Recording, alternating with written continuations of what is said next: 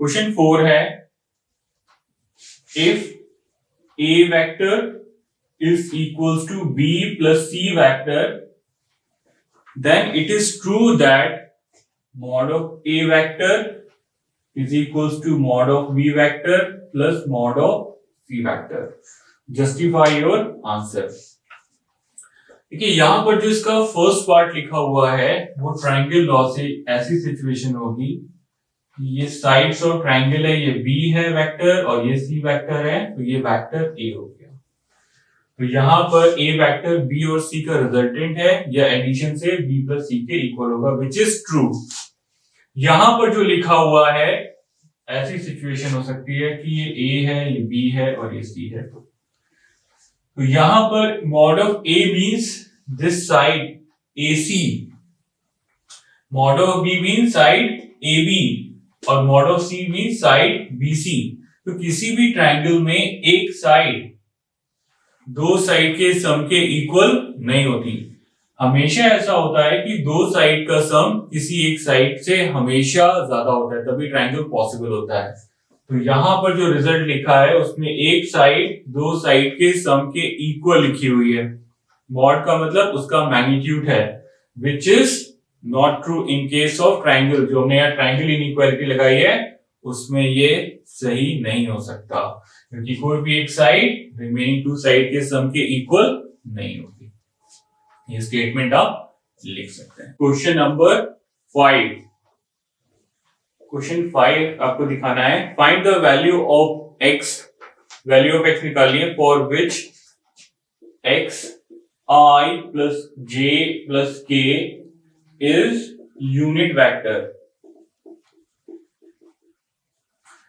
तो अगर कोई यूनिट वेक्टर होगा तो उसका मैग्नीट्यूड 1 आएगा, तो इसका जो एक्सप्रेशन है वो xi xj प्लस xk में कन्वर्ट हो जाएगा और इसका जो मैग्नीट्यूड है वो 1 आएगा।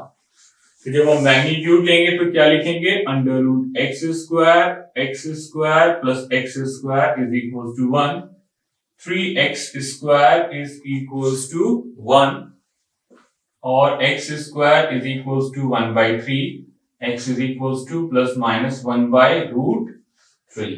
तो जो x की वैल्यू हमको चाहिए थी वो क्या आएगी, प्लस माइनस 1 by रूट 3, जब ये वेक्टर क्या होगा, एक यूनिट वेक्टर के इक्वल होगा।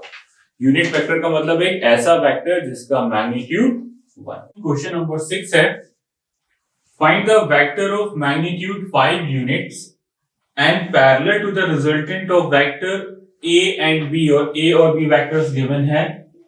a vector है 2i plus 3j minus k और b vector है i minus 2j plus k। अब एक ऐसा वेक्टर निकालना है जो इसके रिजल्टेंट के पैरेलल है और मैग्नीट्यूड 5 है।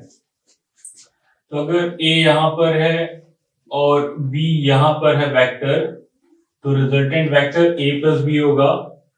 a प्लस b वेक्टर ये किसके इक्वल आएगा, 2i प्लस i 3i, ये हो जाएगा 3i और प्लस 3j माइनस 2j, तो प्लस का j और k तो 0 हो जाएगा। इस वेक्टर को हम p vector, a plus b vector को p वेक्टर मान के रिप्रेजेंट कर रहे हैं, 3i प्लस j। अब एक ऐसा वेक्टर जो इसके पैरेलल है और मैग्नीट्यूड 5 है, तो हमें पहले p वेक्टर का यूनिट वेक्टर निकालना पड़ेगा। तो यूनिट वेक्टर का मतलब p vector divided by its magnitude. Magnitude कितना होगा इसका, 9 प्लस 1, तो p कैप कितना हो जाएगा, 3i plus j upon under root 10।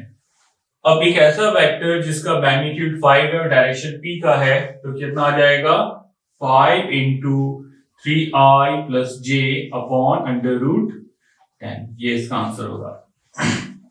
Direction वही है, यूनिट वेक्टर है, अब 5 मैग्नीट्यूड टाइम्स है, तो 5 से हमने इसको इंटू कर दिया।